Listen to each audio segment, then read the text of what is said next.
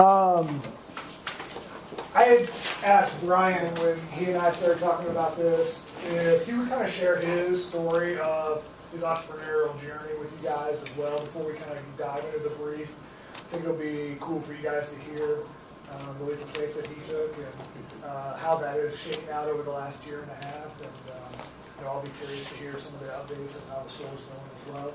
And then once that's over, that'll probably naturally transition into what we can do for you. And then we're kind of done. We'll just open up for Q&A and just go from there. Cool. Okay. How long do you want me to go? However you feel. Okay. We've got an hour, so. Okay, cool.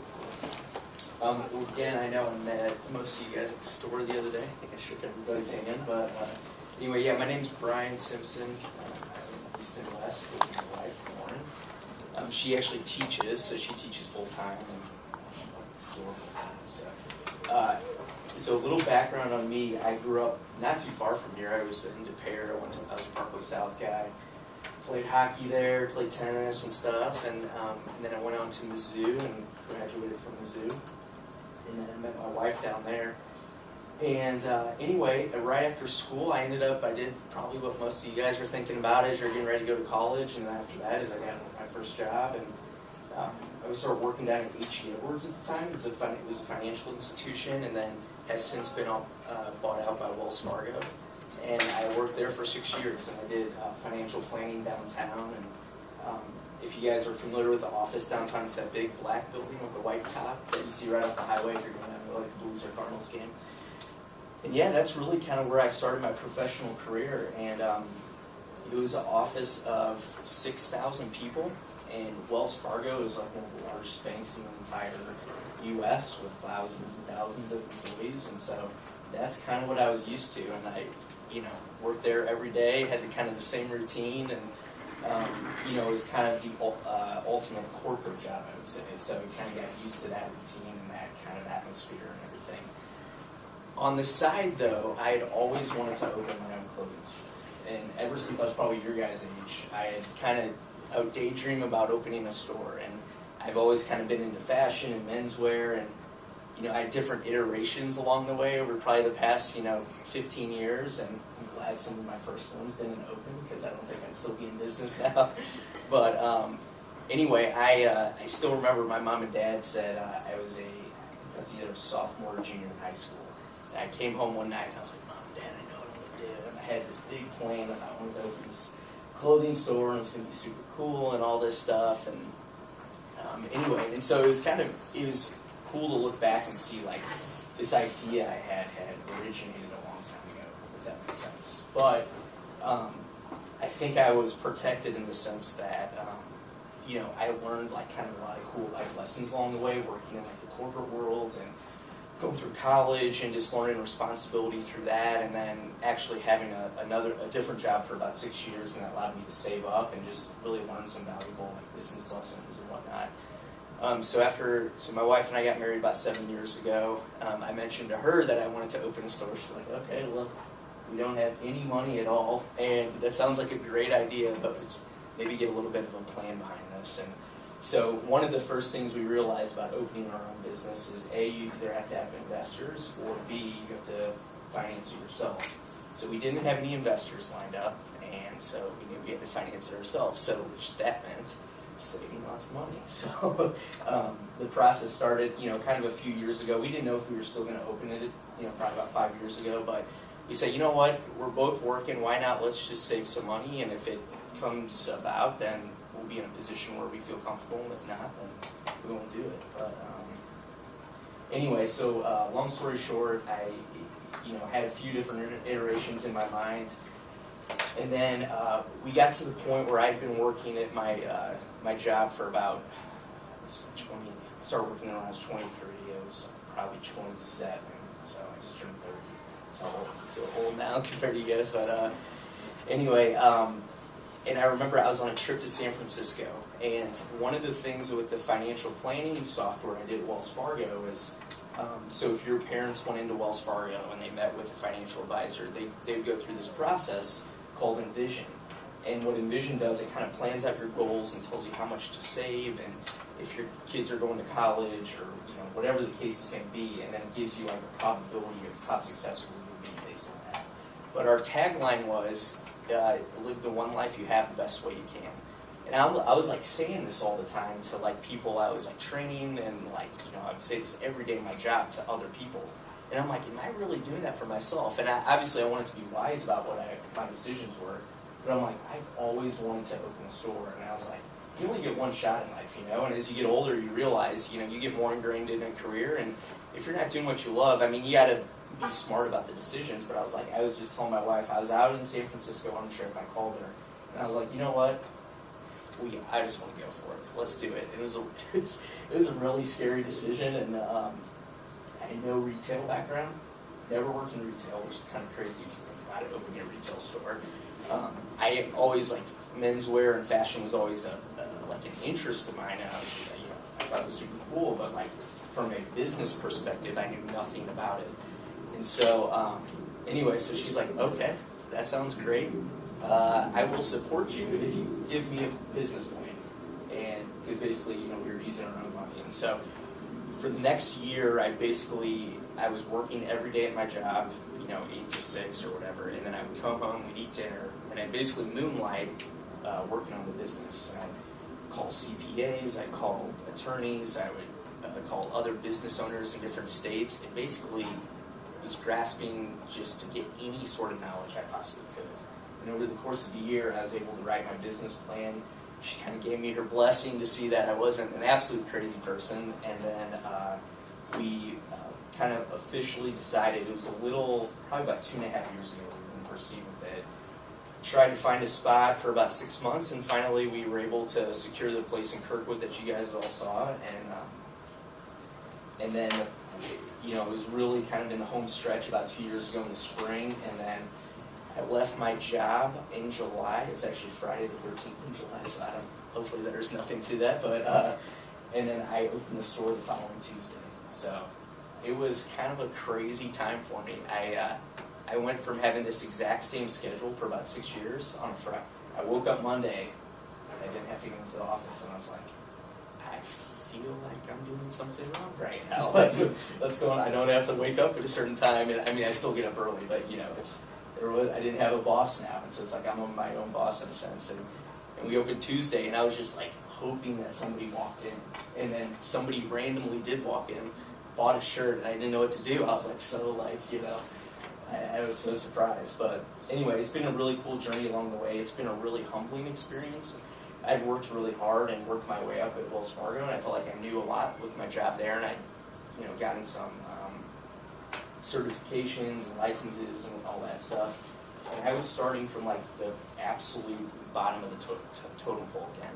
And it's one of those things where, like, you guys probably know, whatever your interests are, or whatever you're good at, or whatever the case might be, when you're starting back at square one again, it's you kind of got to put your pride aside. You have to be humble about just learning again, and learning to how you can be successful, but it's a hard process, right?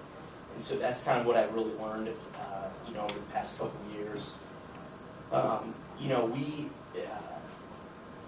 trying to think what else. It's just, it's one of those jobs where it's like it never turns off. Luckily, it's something I love, but I went from working 50 hours a week roughly to, some weeks I work 90 or 100. Now, not all that's at the store, but I'm always either on my computer doing emails or orders. I was at a meeting downtown just right before this on my off day, and so it keeps accumulating. And I'll get emails from customers at like 11:30 at night, and then they'll send me one at like 7 in the morning because I didn't respond to that one. So it's like you're constantly on, if that makes sense. But yeah, it's been really cool. It's I'm trying to think of what else I could say about it.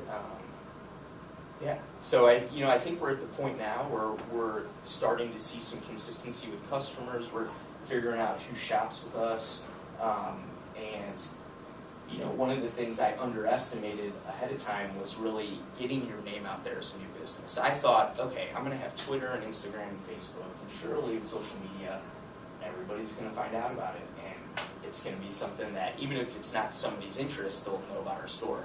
I'm not even kidding. I still get people who live in Kirkwood, walk by my store every day, And like they'll come in and go, oh, we never even knew this was here. When did you guys open? I'm like, I opened a year and a half ago. Like, oh, I walk by it every day. I'm like, okay, clearly I'm doing something wrong if I still get that reaction sometimes. But anyway, it's been cool though. Like last year, Live Magazine named us Best Men's Store in St. Louis, so that was some really good press. St. Louis Magazine named us one of the top places to open in St. Louis from a retail perspective. So it's been cool to get some accolades, but that doesn't necessarily translate to business though. And so you got to keep kind of a grounded perspective when people give you that kind of praise. So anyway, so one of the things I was talking to Mr. Bunton about was, I know with your guys' age group and everything, you know how vital social media is. And I'm at the age where I'm very savvy with social media, but it was just kind of coming into play as I was your guys' age, if that makes sense. And like Facebook started when I was about to graduate college. It was like this crazy thing, and we were at Mizzou, like, what is this thing called Facebook? And we were super confused, and we were kind of putzing around on it, but that's just something that's like expected of you now. It's like you have a Facebook account, and all this stuff gets channeled through there.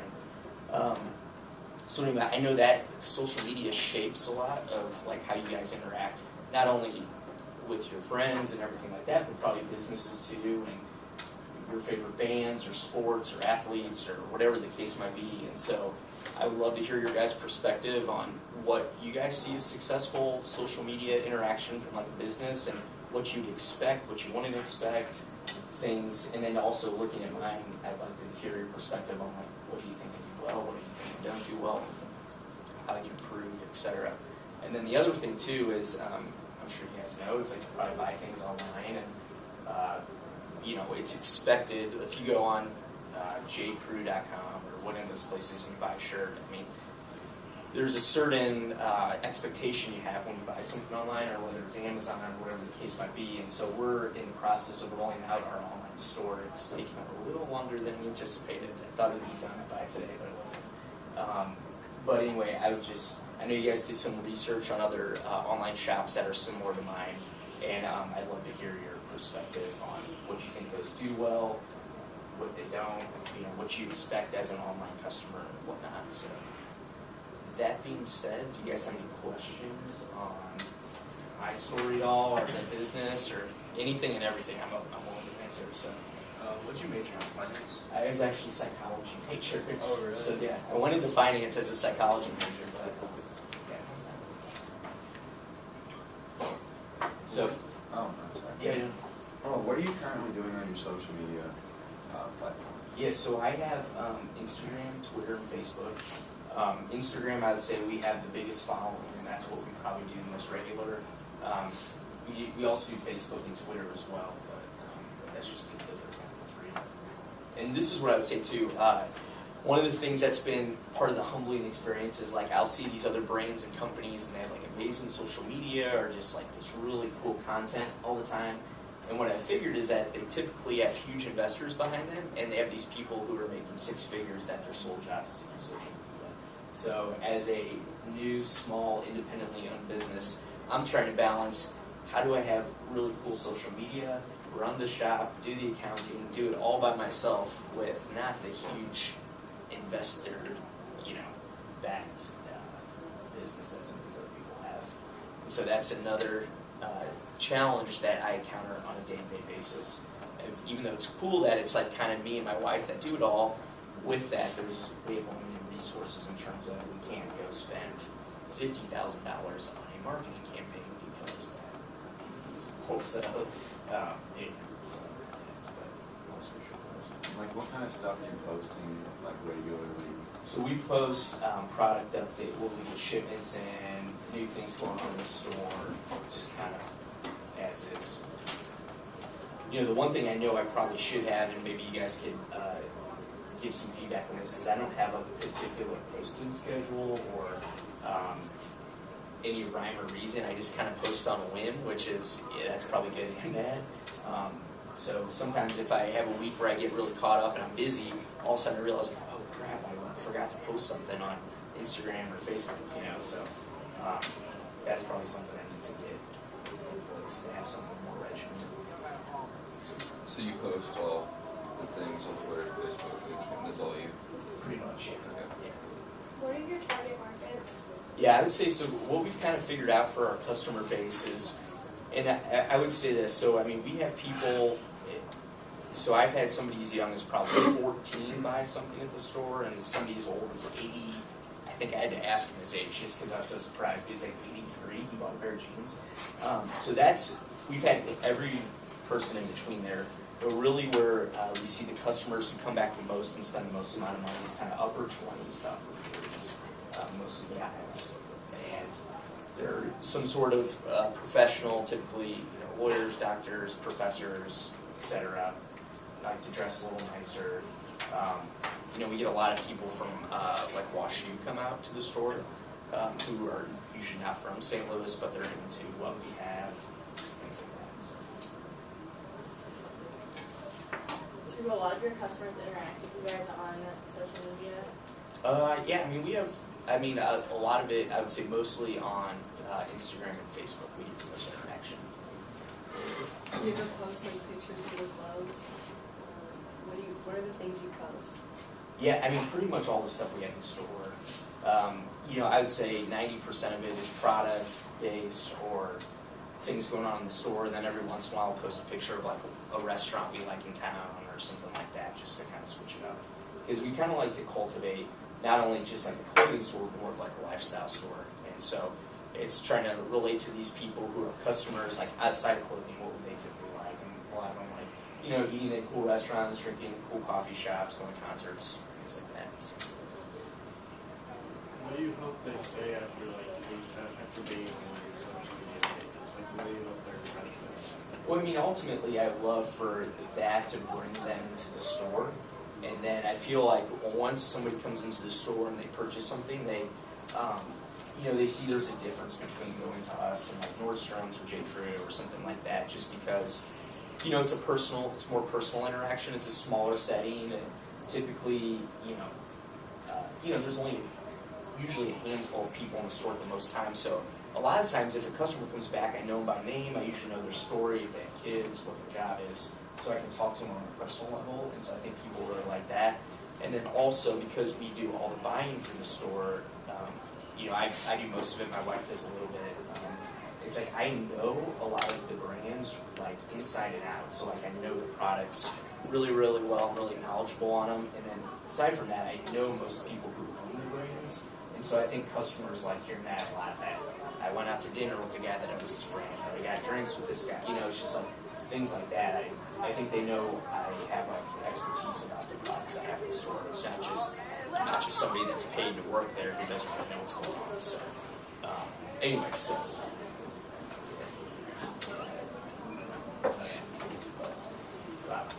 Kind of the end game with the social media connection. The goal is to really get them in the store, and then eventually with the online store is to hopefully have them take that one extra step to go to our online store if they don't live in St. Louis. So, yeah. For your online store, how much are you being charged per transaction? So we're switching over to Squarespace. So I don't know if you guys have looked at that at all, but it's $25 a month, and that runs not only the online store but the entire website and server and domain and everything. And then the per transaction fee, I think it's the same as PayPal. I think it's like 2.9% or something.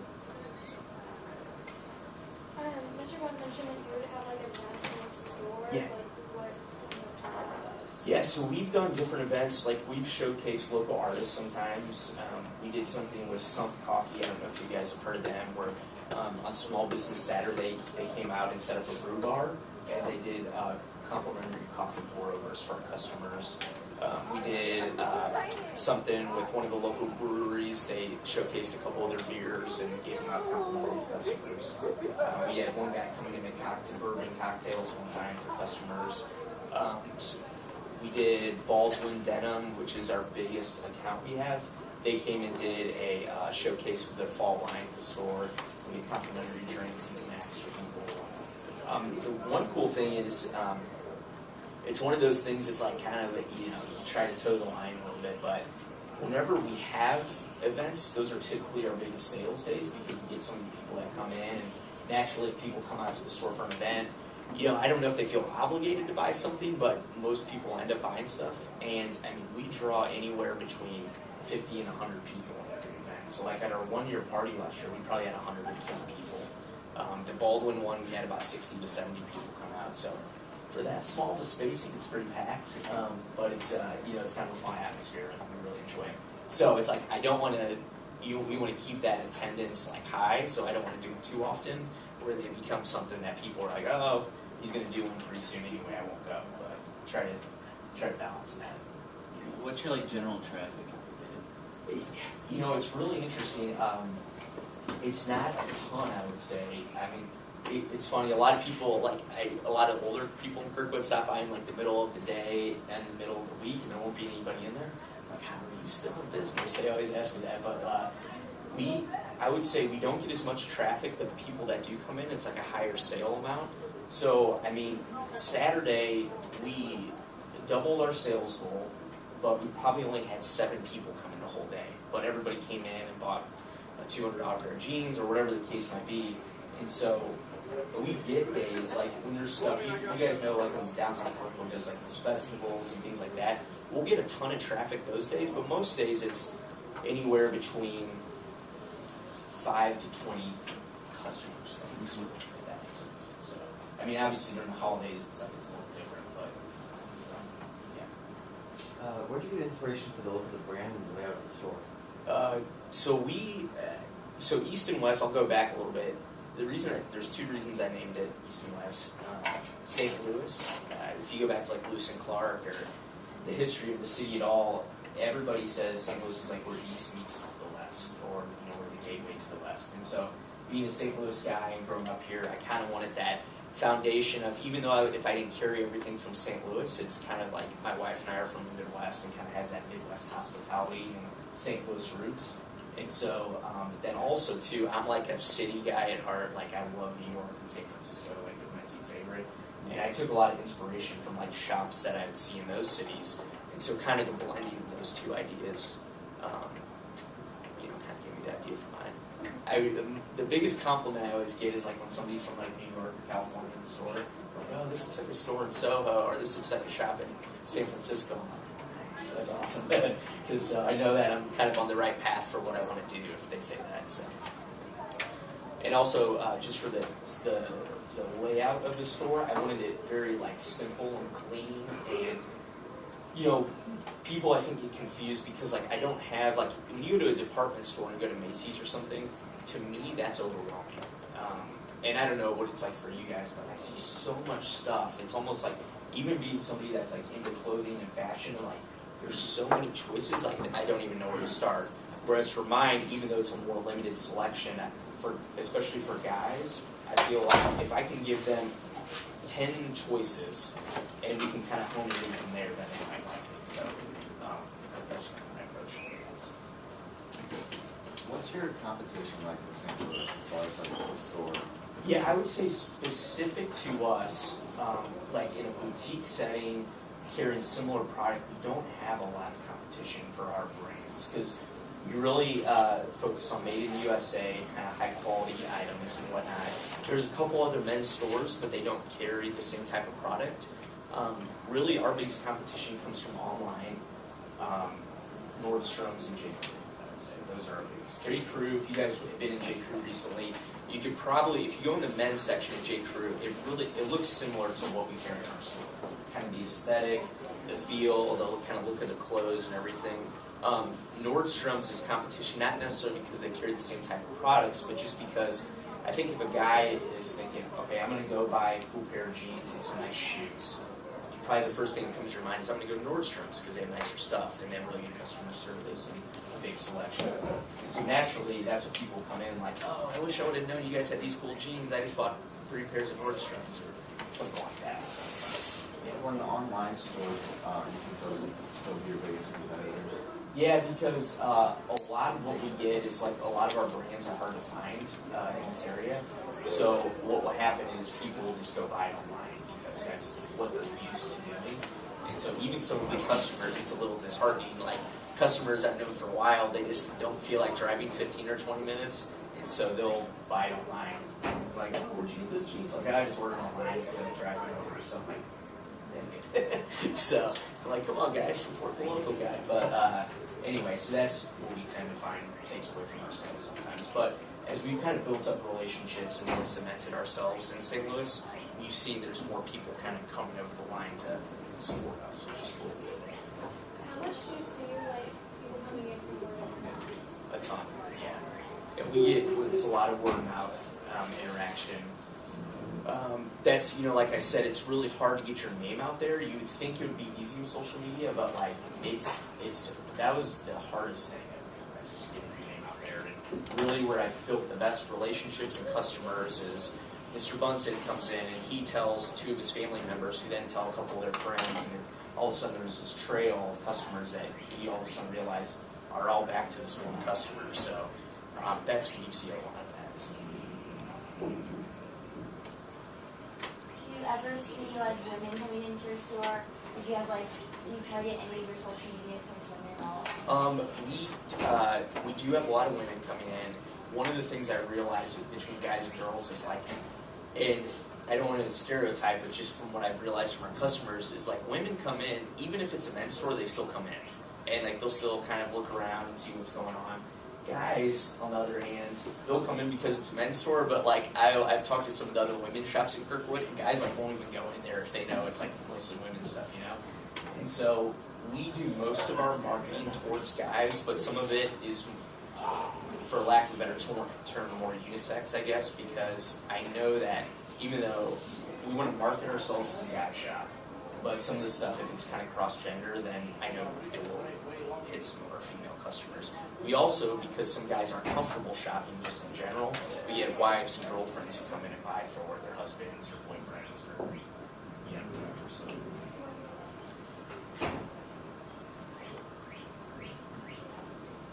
So you and your wife are pretty much the only employees? at the So store, I or have, do you- my wife actually doesn't really work at the store that much. She's only up there probably once every few weeks just to kind of hang out. We have 2 part-time employees, and then my brother does all of our graphic design, and, you know, flyers, and, you know, all that kind of stuff on the side for us. So do you have a computer program where you're doing your website? Yeah, that's actually my other brother. So, Oh, really? yeah. Alright, so are He you, just had a baby, that's why the website's delayed, so, yeah. is he designing like what he thinks is good, or are you doing like suggestions? No, so he's not like artistic at all. He's just more of a computer He's just nerd a nerd. dude. So he just basically is like, Brian, give me direction, I'll do it. And so I get to kind of Do what you want. yeah. Exactly. When you post a picture on your social media, like Instagram or Facebook, whatever, is that you taking the picture of the product, or is it? 90% of the time it's me. Okay.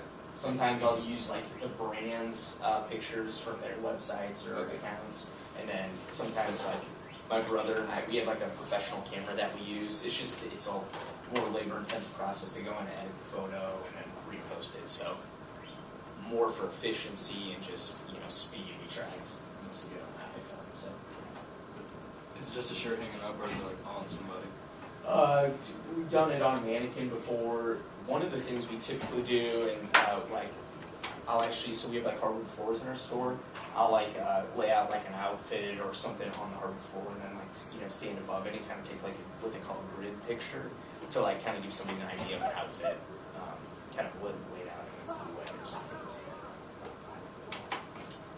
You say like, because you were talking about Facebook Plus, like you're really like connecting to the industry and try to make it right across.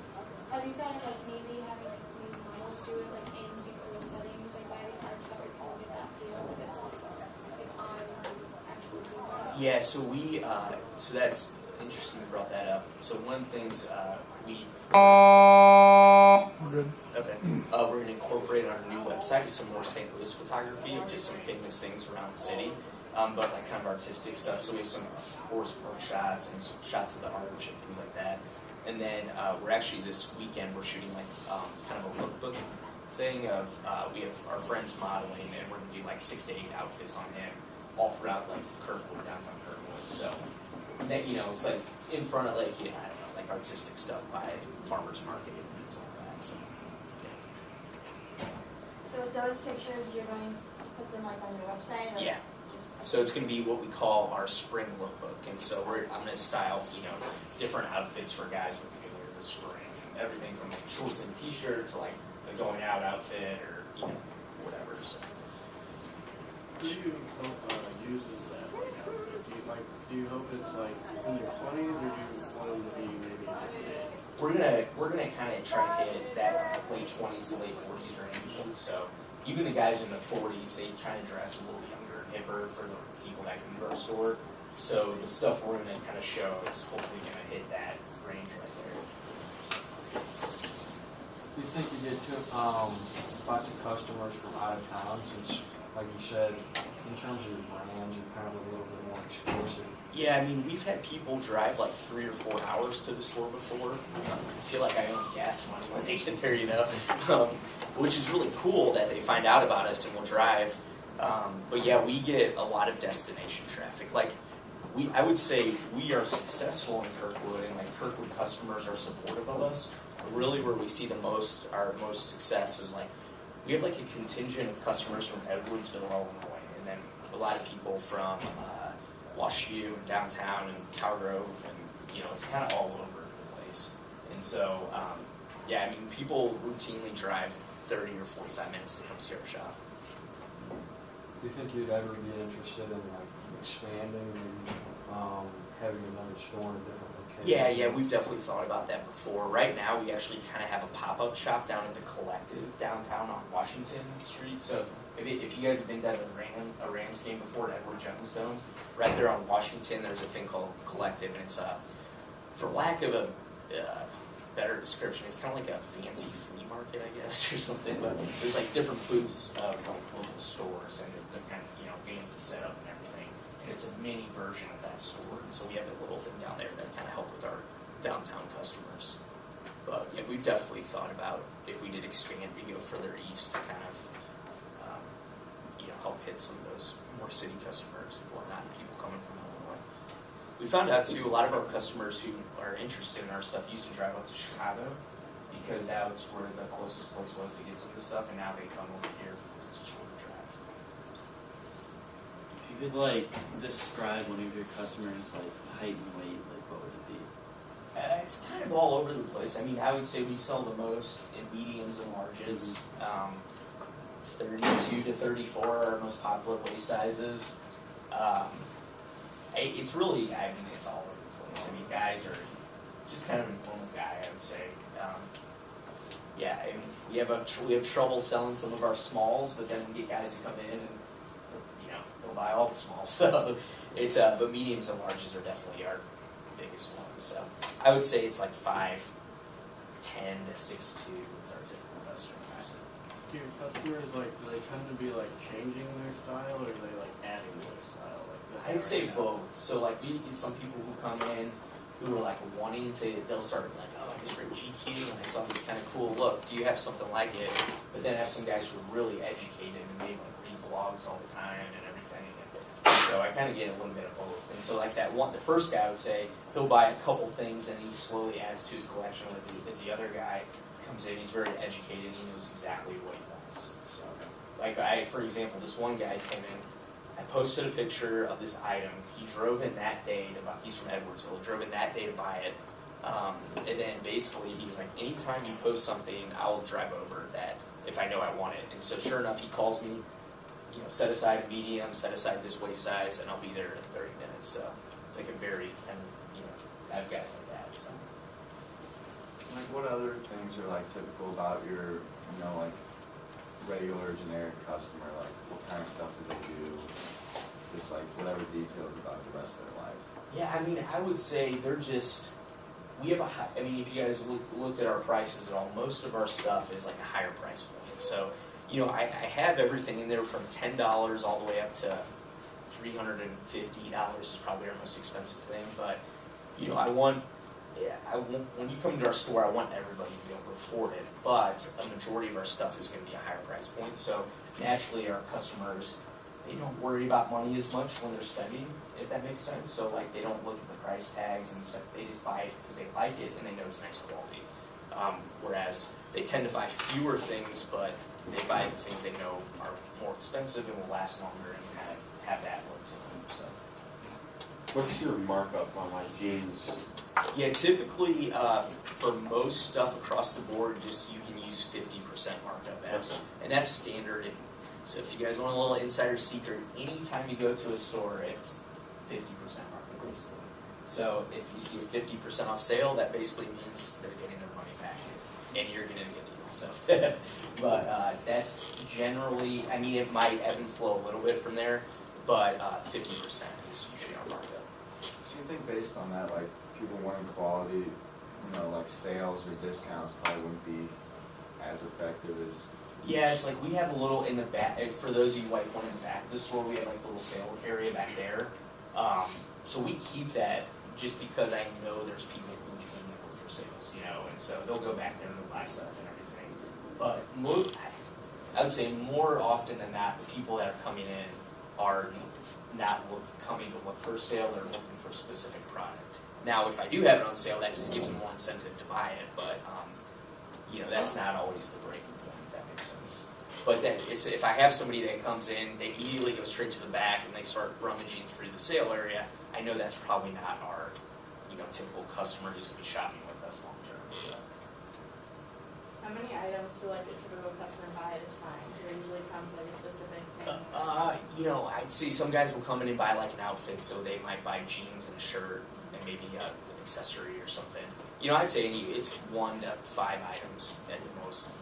Typically, if it's more than that, you know, the price is going pretty high at that point. So, you know, I mean, like one guy came in and he bought a $400 bag the other day. We had like a luggage bag, and that was just one thing, but it was a huge, you know, big sale. So, you know, so stuff like that. What do you use at your store? Do you use like Square? We use Square to process credit cards, and then we have a point of sale system on the iMac to handle all of our inventory and sales reports and everything like that. So, yeah, we've actually we get approached all the time by credit card processors because a lot of them are a little bit cheaper than Square, but just from somebody who doesn't have like a retail background, and I try to make stuff as streamlined as possible. Square's just been like a godsend for us because I'll get people that solicit us and be like, oh, I'll save you X, you know, I'll save you $20 a month on credit card fees. But like they bring in these reports, I'm not even kidding, are like this thick. And like, here's all of our fee structures and all this stuff. And I'm like, honestly, I'd rather pay, so I can dedicate because my time is so like kind of pulled in all different directions. I'd rather pay $20 more a month to have that thing be super easy, or credit card processing, and then, you know, not have to worry about that from that perspective.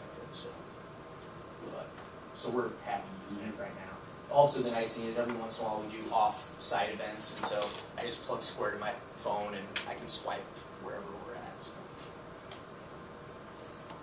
Have you thought of any partnerships with one of the like Lawrence boutiques downtown? So like maybe like you for Yeah, so we actually do that quite a bit.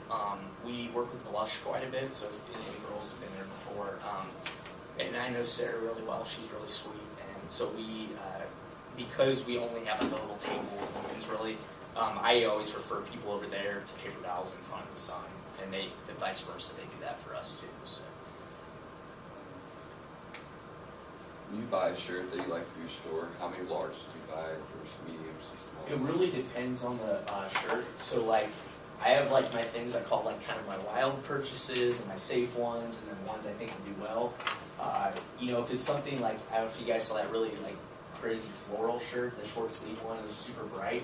I just bought one of each size because I'm like, it'd be fun to have in the store, but I know not most people are not going to want that. Whereas if I saw like kind of like, you know, a shirt like like check shirt, whereas something more guys wear, I might buy 2 or 3 larges or maybe even more. So, but usually I'd say 2 or 3 depending on what the price is and everything. So when you buy clothes for your store, Yeah. you mark them up like so you like double the price that you buy it from. Yeah. But so do those brands have like their own like others like websites people can buy from? Do they? Some of them do, some of them don't. So if you guys look at a price tag, it'll say suggested retail price or you know, whatever that. What'd you say? MSRP. Yeah, exactly. Yeah, manufacturer suggested retail price. it's kind of an unwritten rule that you have to sell at that. One of the things they can do is they can pull your account if you're like undercutting everybody. Especially where they're really stringent with it is online. So you have to sell it as the same price online. Just because what they're doing is they're protecting all the stores like mine, so that there's not one store out there who's like undercutting the market and all the sales are going to them, and then it, essentially screws us over, So you have a little more wiggle room in the store, especially if there's no other accounts in that city. So like some of the bags, the ones that are in like the 300s, I might discount them $10 or $20 just to give the customer incentive to buy it from us and save on sales tax or something like that. So. But so like the brands that sell like their own clothes too on their websites, do they sell at the same price as Yes. you? Yeah. Okay. Yeah, they do. Do you normally have to pay as soon as it ships, or do they offer like pay 30 days, 60 days? We do. It depends on the brand. Some they require me to pay as it ships. Some do pay after 30 days. Some after 90 days. Just kind of depends on my relationship with them. So. As you open the online store, are you like targeting like your customers that you have now to buy on the online platform, or are you looking more widespread? A little more widespread. The one thing I've learned, especially, and I've talked to other stores about this, is there, especially for like menswear and like what we sell, there are guys that come out of the woodwork you would never know existed who are like fanatics about this stuff. And I had this guy drive over, like I told you, he lives 3 hours away, and he was telling me some of the stuff he buys, and I'm not even kidding, he probably spends a few $1,000s a month on clothes. But he lives in this little town in Illinois that probably has like 200 people. And he has a job out there, pays really well, but he just lives on his land. But he like can't go anywhere, so he's just always buying online. And some of these other stores have told me they get, they have these customers that are just out there that, either they want the convenience of online or just they don't, just based on where they live, they can't get to a store, so they're always purchasing stuff. So anyway, kind of a little bit of both, I would say. Someone comes into the store and sees a shirt they like, but not their size. How do you handle that? We can do special orders sometimes because what we carry is a little more specialized and a little more limited runs. Either I can or I can't get it. So that also creates a little bit of exclusivity for some of the products. So people know, especially for some of the brands, if I get it and size it out, I can't get it anymore. And then so essentially that creates that demand where if they see it in their size, I'm training them as a customer to buy it at that point, because if they come back and I don't have it, then I won't be able to. Now, some of them I am able to get. I've essentially the way we have it, we have core items which we can get all the time or we'll replenish every few months, and then we have like seasonal items, and those are the ones that really we have to train the customer to buy at that point instead of waiting. So. With the opening of a new store, do you plan on purchasing more products, just anticipating more sales? Yeah, so I've already actually purchased all my stuff for fall, and so what I did is I upped my budget for the fall anticipating online stuff. So I did it, not a ton, but just enough to make a difference, if that makes sense, in my overall quantity of inventory and whatnot, and then I'm going to kind of assess in the fall to see how it goes. Because when we purchase about 6 to 9 months in advance for the seasonal stuff, especially. What kind of advertising are you doing? So we've done a couple things in Kirkwood Webster Times. We've done a Live magazine, St. Louis magazine, and then like last year we did at Blue Fest, the music festival. We had a booth set up there. We've done a couple booths at Live magazine events like Hot List parties and things like that, where we'll have like a table set up with our product on it. We've done a couple really random things for different, like one of the churches in Kirkwood, they had like a ladies' night where they were buying like gifts for their husbands and boyfriends and everything. And so like we set up a thing there of like ties and all that stuff, and the ladies were like drinking wine and they came up and would buy stuff. So just some things like that.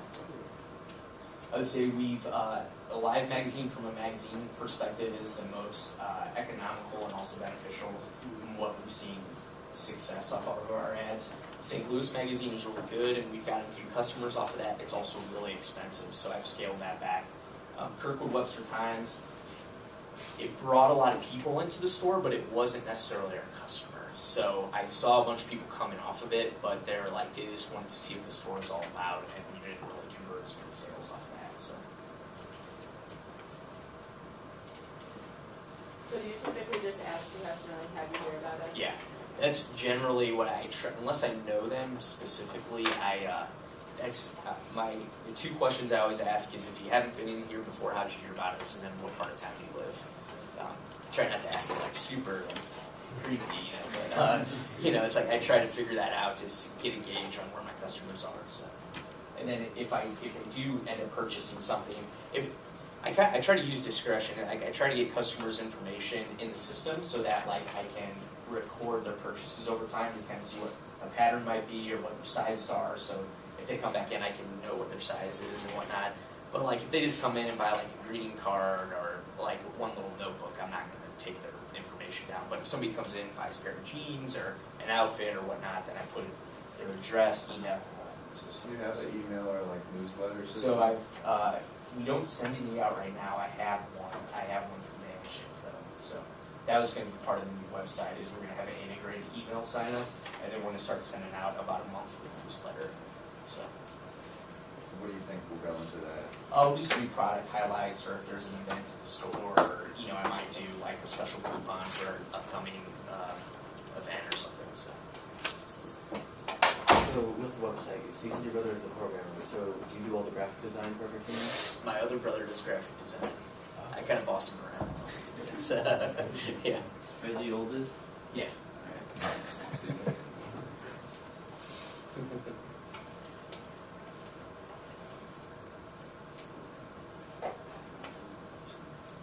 Anybody else? Oh, for your social media, Yeah.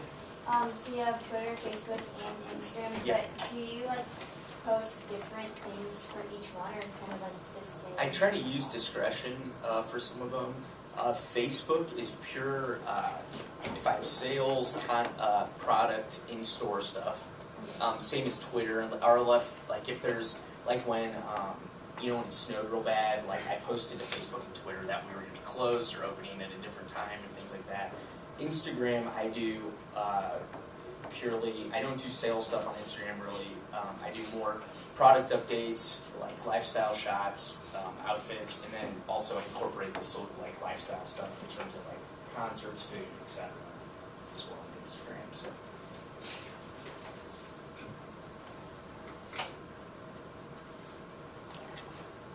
Yeah, I was wondering, like, your brand has a lot of St. Louis influence. Do you plan on just keeping it in like the St. Louis area, or would you consider maybe another Midwest? I mean, for like the future. Yeah. I would say for right now, I mean, my wife and I plan on staying in St. Louis long term.